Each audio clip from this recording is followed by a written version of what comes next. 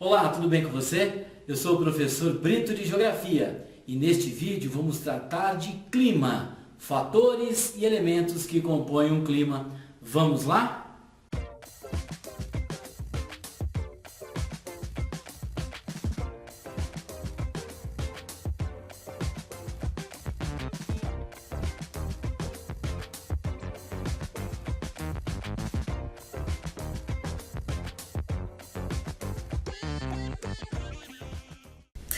Muito bem, quando falamos de clima, o primeiro destaque importante que eu quero dar a você é saber justamente diferenciar clima de tempo.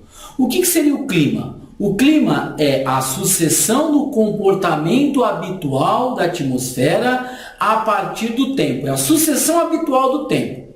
O que é o tempo? O tempo é aquilo que nós sentimos naquele momento. Está quente, está frio, está úmido, está seco. Então o tempo é efêmero, o tempo é momento. Já o clima não.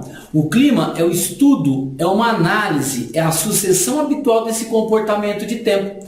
Para dizer o seguinte, olha, no Brasil o clima predominante é o tropical. Eu precisei analisar dados de aproximadamente 20, 30 anos para se chegar a essa conclusão.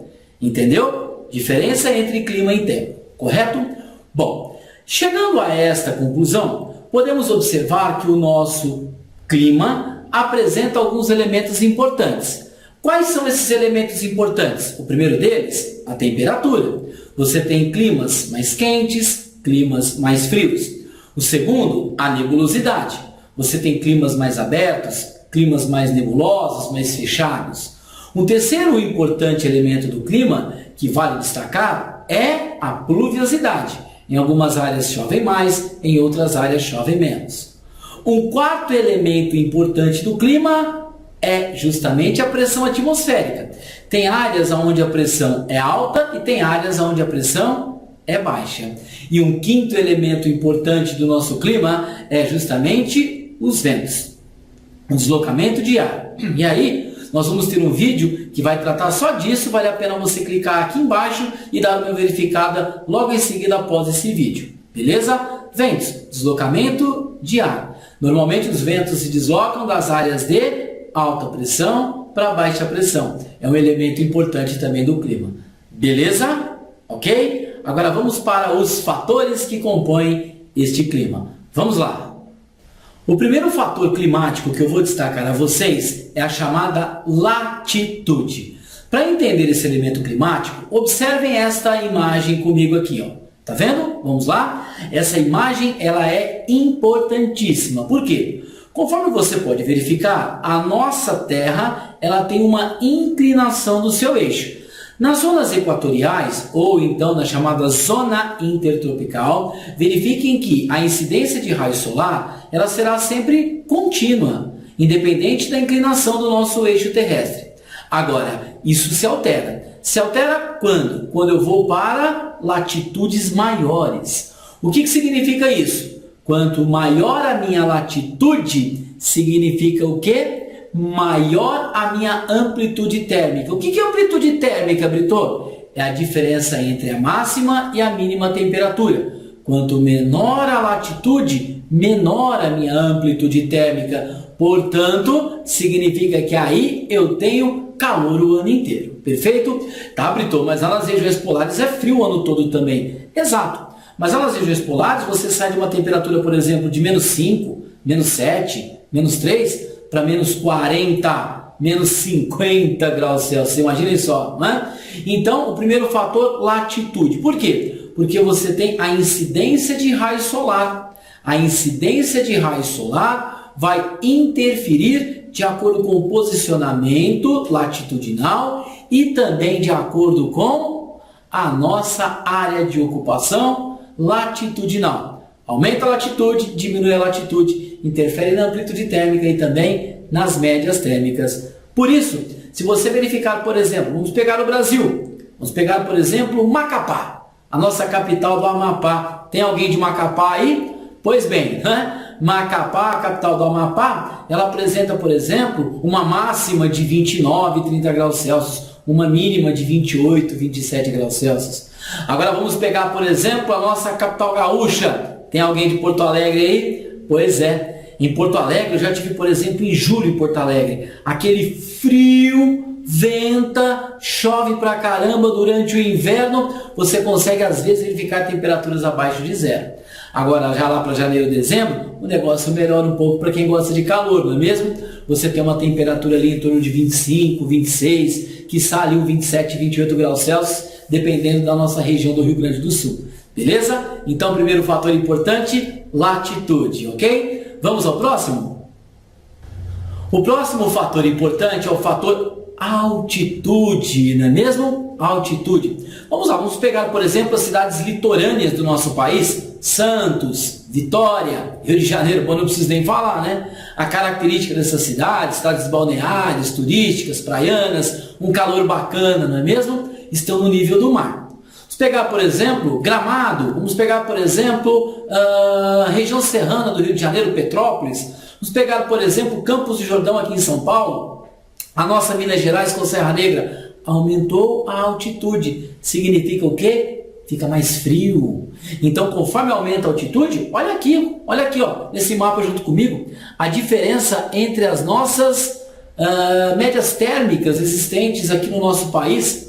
Ou então observem aqui a comparação com São Paulo e a comparação com Campos do Jordão. Eu, por exemplo, vivenciei uma situação bacana pra caramba.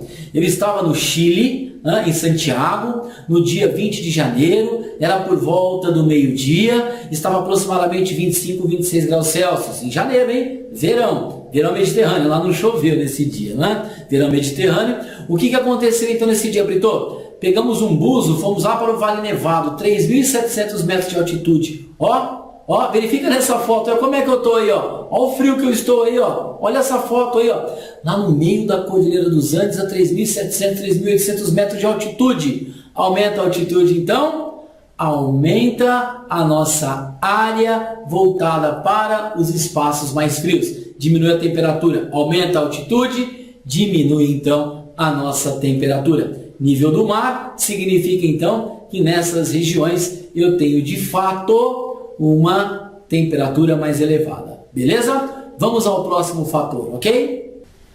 O próximo fator que eu vou destacar a vocês é o fator continentalidade barra maritimidade. Como assim, Brito? Maritimidade, vamos pegar, por exemplo, a nossa capital capixaba, Vitória, vamos pegar, por exemplo, a nossa capital catarinense, Floripa, vamos pegar, por exemplo, Santos, vamos pegar Guarujá, cidades que estão na faixa litorânea. Então, nessas cidades, a umidade é maior e a amplitude térmica é menor. Fator maritimidade. Por outro lado, nós temos um outro fator importante, o continentalidade, que é o inverso. As regiões interioranas.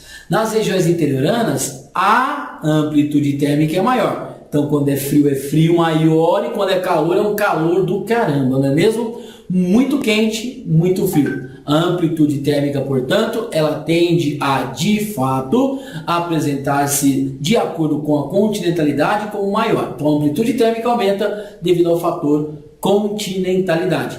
A amplitude térmica diminui devido ao fator maritimidade, o que significa também que nessas regiões a umidade é maior. O que significa também que lá no interior o fator umidade, a pluviosidade também é menor. Beleza? Vamos a mais um fator, tem mais. Bora comigo.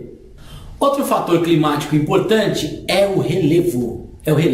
Quer entender um pouco disso? Observe essa imagem comigo aqui agora. Ó. Isso acontece onde? No Nordeste brasileiro. Olha só, as nossas massas de ar úmidas tentam entrar no nosso interior. Elas conseguem? Não. Porque a Chapada da Diamantina, o Planalto da Borborema, a Chapada do Araripe, elas impedem com que essas massas de ar úmidas adentrem ao interior. Quando ela vai conseguir ultrapassar, ou ela está com pouca umidade ou nenhuma, resultando numa região onde se destaca uma baixíssima umidade, resultando então no nosso polígono das secas, resultando então no sertão nordestino, típico de áreas de elevada temperatura, fator latitude, típicos de baixa umidade pela influência do relevo que impede a entrada dessas massas de ar no interior do Nordeste brasileiro. Beleza? Mais um fator, vamos lá? O próximo fator que nós vamos destacar é o fator correntes marítimas. Correntes marítimas, exatamente. As correntes marítimas atuantes no Brasil são correntes quentes, então ela mantém aquele fator maritimidade, calor, eles pouco vão alterar as nossas condições climáticas, porque o Brasil já está numa zona intertropical, mas ele pode influenciar. Brito, dá um exemplo, vamos lá, exemplo típico, corrente de Humboldt. Essa bendita corrente de Humboldt, ela avança, olha só, se liga no mapa, ela avança na costa do Pacífico, atingindo áreas importantes do Chile e Peru. Inclusive ela é fria, muito fria. E como ela vem de uma área polar, ela vem com muita força, alta pressão para baixa pressão. Observem no mapa. Quando ela chega aqui nas regiões mais centrais, ali do centro-norte do Chile, próximo ao Peru, ela bloqueia a entrada de massas quentes, as precipitações ocorrem no oceano.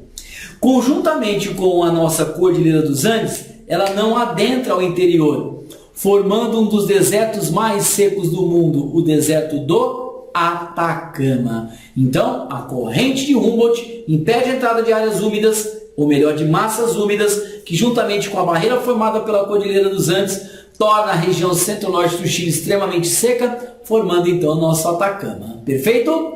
Ok? Valeu!